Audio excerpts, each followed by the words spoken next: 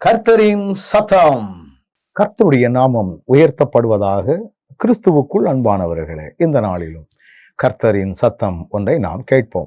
Mark எழுதின சுவிசேஷம் 9வது அதிகாரம் 41வது வசனம் இப்படி சொல்லுகிறது: நீங்கள் கிறிஸ்துவினுடையவர்களாயிருக்கிறபடியினாலே என் நாமத்து நிமித்தம் உங்களுக்கு ஒரு கலசம் தண்ணீர் குடிக்க கொடுக்கிறவன் தன் பலனை அடையாமல் போவதில்லை என்று மெய்யாகவே உங்களுக்கு சொல்லுகிறேன். கிறிஸ்துவின் உடையவர்களாய் இருக்கிறபடியால், இப்ப நான் கிறிஸ்துவை உடையவனாக இருந்து ஆண்டவருக்கு உகந்த காரியங்களை செய்கிறேன் என்றால், எனக்கு உதவி செய்கிறவர்கள் ஒரு கலசம் தண்ணி, ஒரு சொம்பு தண்ணி கொடுத்தாலும் இது ஆண்டவருடைய பார்வையில அவர்கள் பலனை பெற்றுக் கொள்வார்கள் என்று வசனம் சொல்கிறது. பலனை அடையாமல் போவதில்லை என்று வசனம் சொல்கிறது.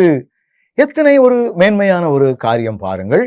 நீங்களும் நானும் ஆராதிக்கிற நம்முடைய ஆண்டவர், கர்த்தருடைய பணி செய்கின்றவர்கள், கர்த்தரோடு கூட இருக்கிறவர்கள், கர்த்தரை சுமக்கிறவர்கள் யாராயிருந்தாலும் அவர்களுக்கு நம்மால் இயன்றதை செய்யக்கூடியவர்களாக இருக்கணும்.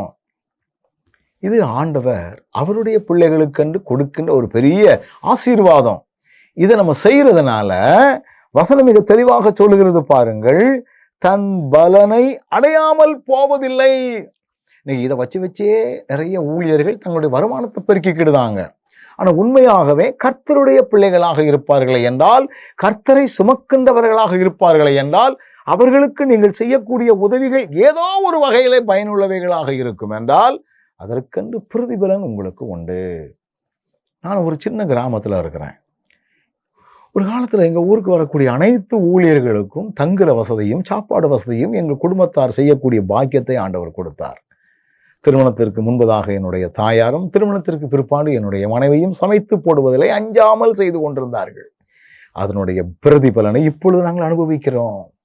குறைவில்லாமல் நடத்துகிறார். இதெல்லாம் ஆண்டவர் கணக்கு வைக்கிறார். ஐயா, ஆண்டவர் நேர்த்தியாய் நடத்துகிறார். கண்களை மூடுவோம். நல்ல ஆண்டவரே, உமக்காக, உம்முடைய பிள்ளைகளுக்காக, உமை சுமக்கின்றவர்களுக்காக ஒரு சின்ன உதவி செஞ்சாலும் அதுத்தையும் நீர் கணக்கு வச்சு அதற்குரிய பலனை நீர் செலுத்துகிறவராய் இருக்கிறீரே, அதற்காக நாங்கள் உமக்கு நன்றி செலுத்துகிறோம். இப்படிப்பட்ட செயல்பாடுகளை எங்கள் வாழ்க்கையில நாங்கள் கொண்டு வர எங்களுக்கு கிருபை தாரும்.